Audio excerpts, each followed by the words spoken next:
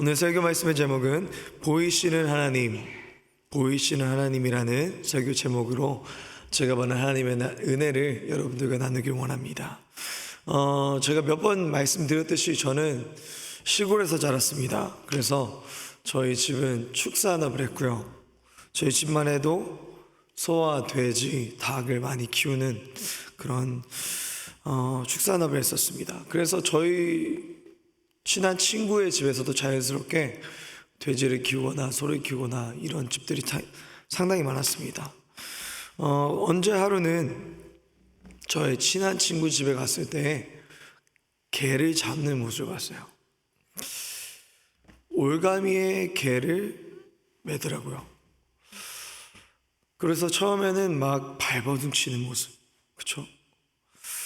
그러다가 어느샌가 축 늘어져서 죽는 개의 모습을 봤어요. 그때 제 나이가 한 10살 정도 됐어요. 근데 그 장면이 너무 충격적으로 딱 기억이 되는 거예요. 그 날의 날씨, 그때의 개의 표정까지도, 두려워하는 모습까지도 정확하게 기억이 나더라고요. 아마 제가 그 당시에 개를 많이 좋아했고 또 어린 나이에 너무 충격적인 사건이었기 때문에 기억에 강하게 남아있는 것 같아요. 제가 그 장면을 생각하면서 생각하는 게 무엇이냐면요, 분명히 강아지가 살아있었을 때는 눈이 초롱초롱하고, 그렇죠?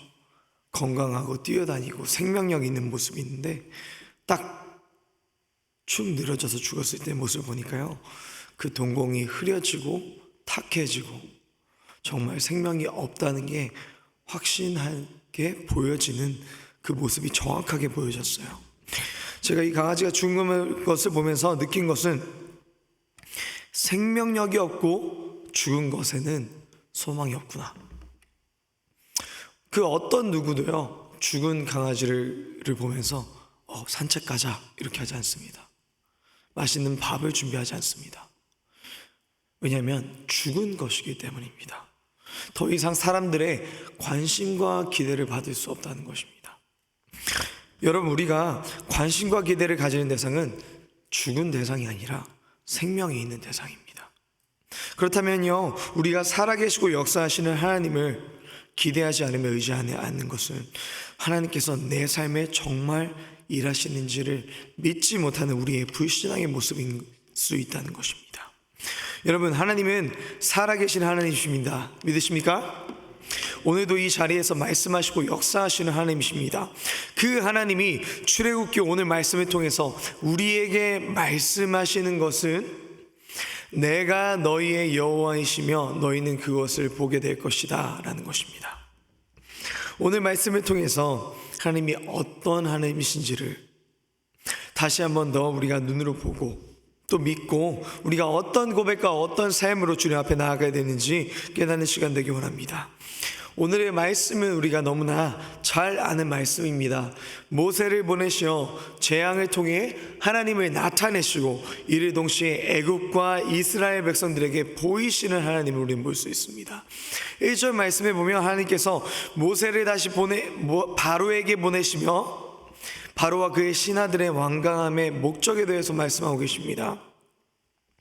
그들이 완강하게 계속해서 재앙을 지날 때마다, 모면할 때마다 다시 이스라엘 백성들을 괴롭게 하고 그들을 보내주지 않는 이유는 하나님께서 표징을 그들 중에 나타내기 위함이라고 하나님께서 말씀하십니다. 그런데 바로와 그의 신하들의 완강함은 하나님께서 본래 선했던 그들의 마음을 악하게 만드셨다가 아닌 그들의 완악함을 그대로 내버려 두신 하나님의 목적을 볼 수 있는 것입니다. 우리 그리스도인의 마음도요, 완강함을 가질 수 있습니다. 그때가 언제냐면요, 우리의 완강함이 드러나는 때는 언제냐면요, 우리가 하나님을 떠나 있을 때입니다. 이는 우리가 예배에 참석한다고 해서 그 완강함이 없는 것이 아니고요, 우리가 마음으로서 정말 하나님을 섬기지 않고 믿지 않을 때에 그런 완강함이 우리 마음 가운데 충분히 가질 수 있다는 것입니다. 로마서 1장 28절의 말씀에 보면요, 또한 그들이 마음에 하나님 두기를 싫어하며 하나님께서 그들을 그 상실한 마음대로 내버려 두사 합당하지 못한 일을 하게 하셨으니, 이 말씀을 보면요, 우리도 충분히 이러한 완강한 마음을 가질 수 있다는 것입니다. 바로의 신하들은요, 분명하게 하나님의 역사하심을 이미 일곱 재앙들을 통해서 보았지만, 경험했지만 그들의 마음에 하나님을 두기를 싫어하였고, 그들의 완강함은 그들의 상실된 마음대로 그들을 내버려두게 한 것입니다. 이 바로 전장인 9장에서요, 바로는 이번에 내가 범죄하였노라, 하나님께서는 의로우시고 나의 백성은 악하도다, 이렇게 이야기하면요, 이렇게 얘기하면서 제발 그 우박을 멈춰달라, 그렇게 간청합니다. 그가 회개하는 것처럼 보이지만 우박이 그치자마자 바로 그의 완악함은 다시 드러나게 됩니다. 그러나 그의 완악함마저도 하나님은 그의 섭리 가운데 사용하시는 것을 볼 수 있습니다. 1절에 하나님께서는요, 그들이 돌이키지 않는 것은 하나님의 표징을 드러내기 위함이며, 2절 말씀에는 이렇게 말씀하십니다. 내 아들과 내 자손의 귀에 전하게 하려 함이라. 하나님의 이 표징들이 단순히 지금 이스라엘과 애굽인들을 놀라게 하는 도구로 사용되는 것이 아닌, 애굽에서 하나님께서 행한 일들이 자손들의 뇌리 속에 깊은 흔적으로 남아 오는 세대의 두려운 증거로 기억되게 하며, 또한 그들로 여호와 하나님을 알고 믿게 하기 위함이었습니다. 그렇게 2절 마지막 하나님께서는 내가 여호와인 줄 알리라 라고 말씀하십니다. 모세와 아론은 바로 앞에 다시 서게 됩니다.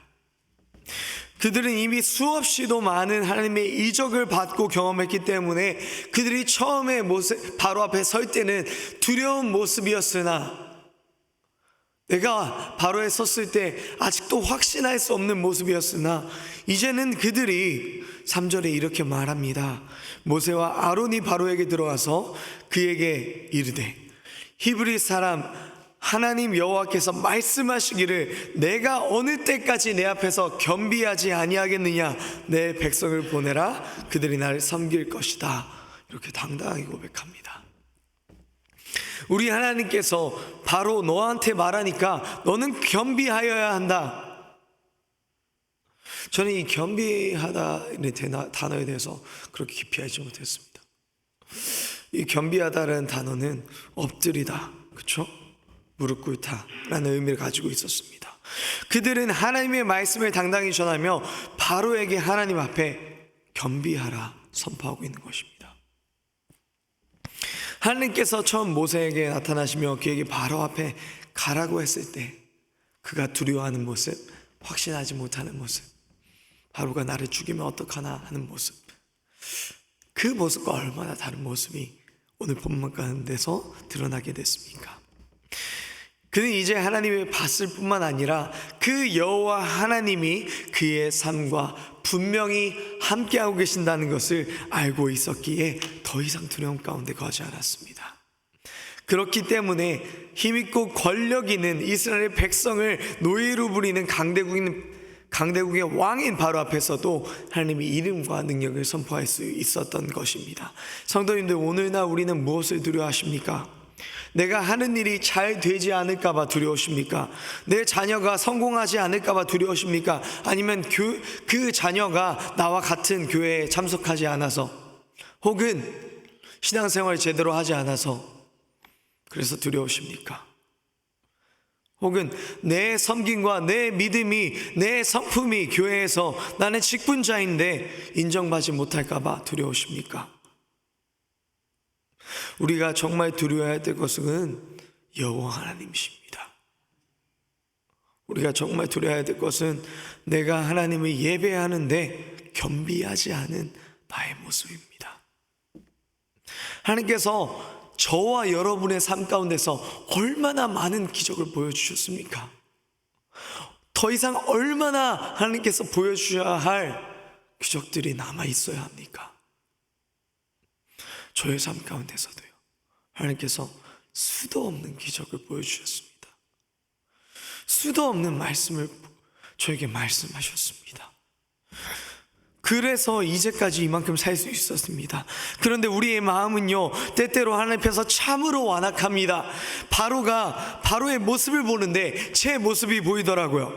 바로가 하나님 앞에 내가 범죄하였다, 이 우박을 멈춰달라 요청하는 그 바로의 회개뿐인 말이 저의 삶 가운데 동일하게 존재하더라고요. 저는요, 하나님 앞에서 매일 회개한다고 회개하는데 그게 말뿐으로 남을 때가 참 많습니다.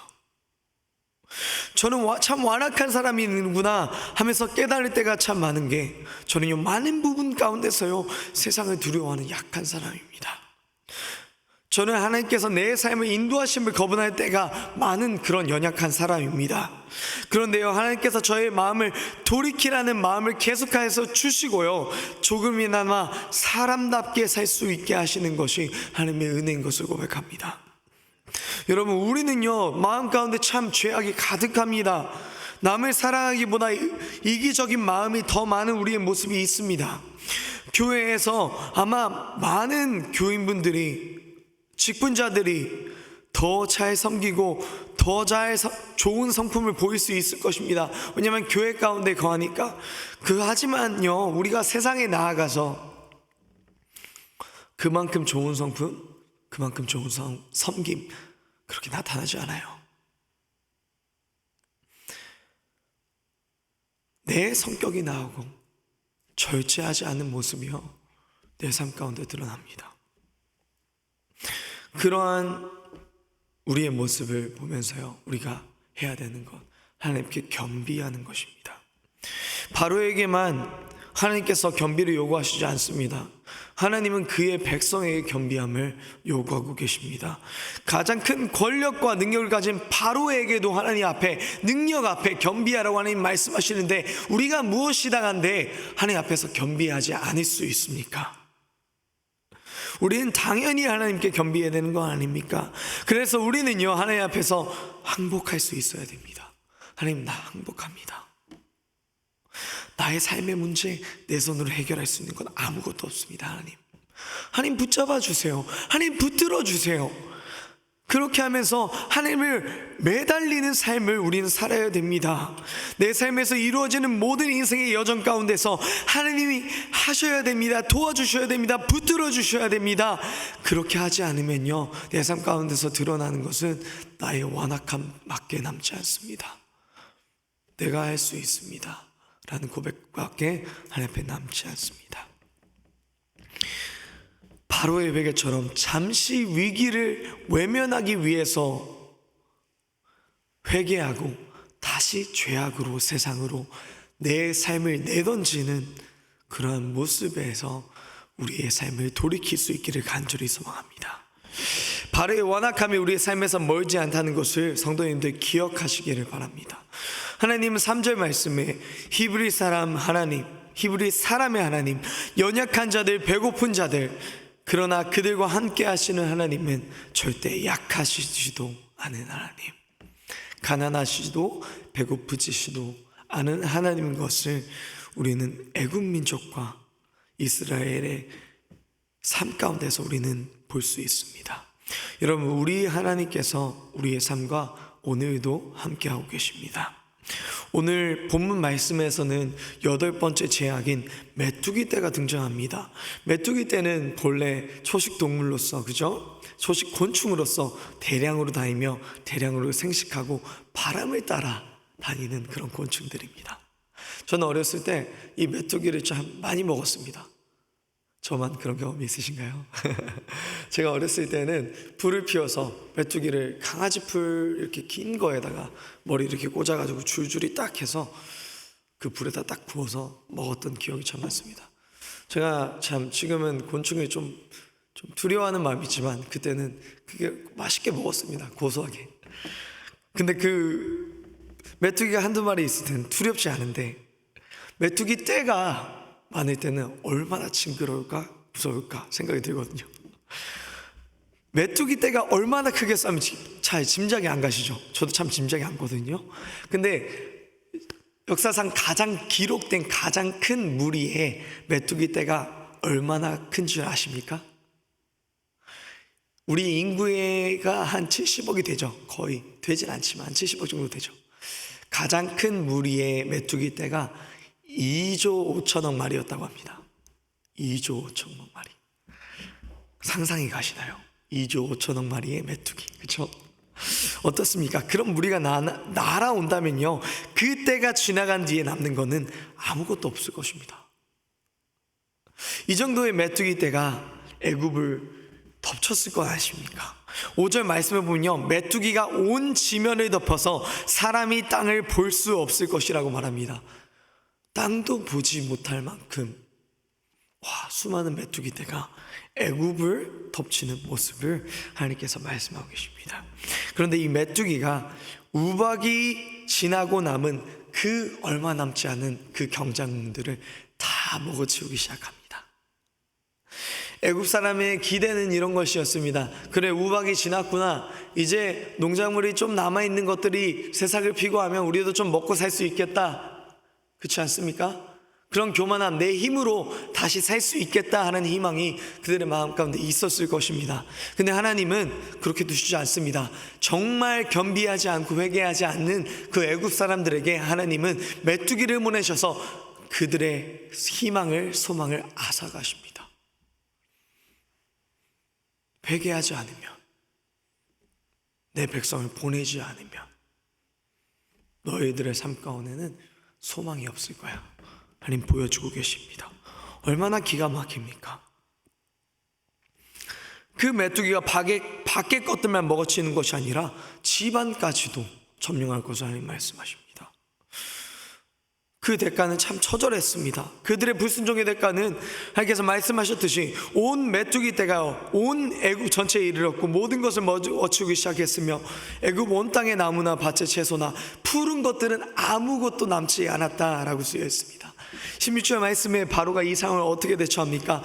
모세와 아론을 급하게 부릅니다. 16절 말씀에 보면 바로가 모세와 아론을 급히 불러 이르되 내가 너희의 하나님 여호와 너희에게 죄를 지었으니 바라건대 이번만은 나의 죄를 용서하고 너희의 하나님 여호와께 구하여 이 죽음만을 내게서 떠나게 하라. 정말 죽을 것 같았던 거예요. 그렇죠? 그런 두려움이 그를 휩쌌던 거예요. 그만큼 메뚜기 떼가 모든 것을 갉아먹고 온 집에 메뚜기가 가득하니 그는 어찌해야 할 바를 찾지 못했습니다. 그렇기에 그는 급하게 모세와 아론을 불러 내가 죄를 지었다. 이번만 나를 용서하여 살려다오. 그렇게 간청합니다. 그러나 모세가 가서 하나님께 기도하자마자 강렬한 바람이 불어서 모든 메뚜기가 홍해로 향하게 되고 애굽의 메뚜기가 하나도 남지 않게 됩니다. 이것을 보면서 애굽 사람들과 이스라엘 민족은 다시 한번 느끼게 되는 것이 무엇입니까?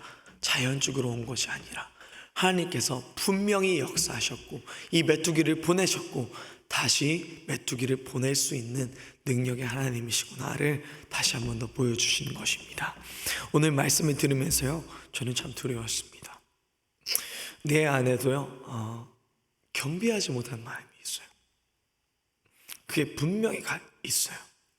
예배에 나와서요, 은혜를 받고 찬양하면서 하나님이 이런 마음 주시는구나 감사하고, 말씀을 보면서도 하나님 나에게 이런 말씀 주시는구나 하면 깨닫고, 그럴 때는요 어떤 마음이 드냐면 하나님 나 진짜 다른 거 필요 없어요. 하나님만 붙들고 살게요. 그런 다짐하거든요 제가. 근데 그때가 지나면요, 또 내 삶을 살아가다 보면요, 세상을 살아가다 보면요, 내가 언제 그랬냐는 듯 다시 세상의 욕심과 유혹, 그리고 예수님을 닮지 않은 행동과 말이요 세상 가운데 보여지고 나타나는 때가 참 많이 있어요. 이렇게 생각할 수 있죠. 내가 죄인이니까 내가 완전할 수 없지 않나, 그렇죠? 내가 예수님이 아닌데 예수님처럼 말하고 행동할 수 있나? 그런데 우리가 하나님과 동행하고 하나님과 함께하는 삶을 살면요, 똑같이 이전과 살 수 없어요. 하나님과 동행하는 삶을 살면요, 무너짐이 당연한 삶을 살 수 없어요. 내가 죄악 가운데 무너지는 게 익숙해지는 그런 삶은 우리가 살 수 없다는 거예요. 우리가 넘어질 수 있겠지만요, 무너질 수 없어요. 그 고난을 견디며 하나님과 같이 승리하게 되는 성도의 삶을 하나님께서 우리에게 허락하시길 원하십니다. 그렇게 성도님들, 우리는 겸비함으로 하나님께 나아가는 그런 믿음의 성도들이 될 수 있기를 간절히 소망합니다. 하나님은 메뚜기 떼를 애굽에 보내시어 이스라엘 민족과 애굽인들에게 확실하게 하나님이 살아계심을 각인시키신 그런 하나님이십니다. 그 하나님 믿으신다면 내 삶 가운데서도 동일하게 보여주실 일하실 그 하나님을 기대합시다. 사람을 보면요, 상황을 보면요, 아무 소망이 없습니다. 그러나 하나님을 보면 우리는 소망이 있습니다. 우리는 그 끝없는 소망을 가지게 될 것입니다. 하나님이 우리를 얼마나 사랑하시는지 오늘도 말씀을 통해서 우리에게 돌아오라, 겸비하라, 나를 섬기라 하나님께서 말씀하고 계시지 않습니까? 하나님이 바로에게 왜 내 백성을 보내라고 오늘 말씀하십니까? 그러면 그들이 나를 섬기리라. 정확한 목적을 하나님께서 말씀하고 계시죠. 여러분, 우리가 섬겨야 하는 분은 하나님께 얼마나 감사합니까? 저는 그런 생각을 합니다. 내가 섬겨야 하는 그 하나님이 부처님이 아니고요, 그렇죠? 다른 이방의 신들이 아니고요, 금송아지가 아닌 게 얼마나 감사합니까? 완전하신 하나님, 행하시는 하나님, 내가 존경할 수 있고 내가 따를 수 있는 하나님, 모든 부분들 가운데서 완벽하신 하나님이기 때문에 얼마나 감사합니까? 그 하나님이기 때문에 내가 신뢰하고 믿을 수 있는 것 아닙니까? 하나님이 이스라엘 민족의 메인 것, 그 노예 생활을 통해서 애굽의 문화에 쩔어 있을 그들, 그죠? 노예 생활에 익숙해져 있을 그들의 언어에 익숙해져 있는 그들이 그 노예 생활에서 자유케 되었을 때 바라시는 것은 하나님을 섬기고 예배하는 것, 즉 하나님과의 관계 회복이었습니다. 하나님은 오늘 우리에게 동일한 것을 요구하고 계십니다. 나 오늘 예배 왔는데 그러면 나의 삶은 괜찮고, 예배 안 나오는 사람들이 이런 말씀 들어야 되지 않나? 이러한 수준이 아니라요, 내 삶이 하나님 앞에 의도적으로 겸비하지 않는 삶의 부분, 내 삶이 고의적으로 하나님의 말씀을 거부하는 모습, 내 삶에서 나의 완악함으로 거짓으로 회개하고 똑같이 내가 예수님 믿기 전의 삶의 모습을 고집하고 있는 모습, 그것을 회개하고 하나님께 돌아오라 하는 말씀하고 계신 것입니다.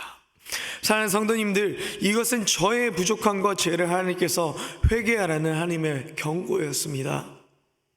만약 여러분들도 이런 완악함과 하나님의 관계 가운데서 예배는 드리지만 섬김도 있지만 나와 하나님의 관계가 온전히 이루어지지 않고 올바르게 되어지지 않다면, 오늘 말씀하시고 오늘 하나님께서 일하시는 그 하나님 앞에 겸비할 수 있기를 간절히 소망합니다.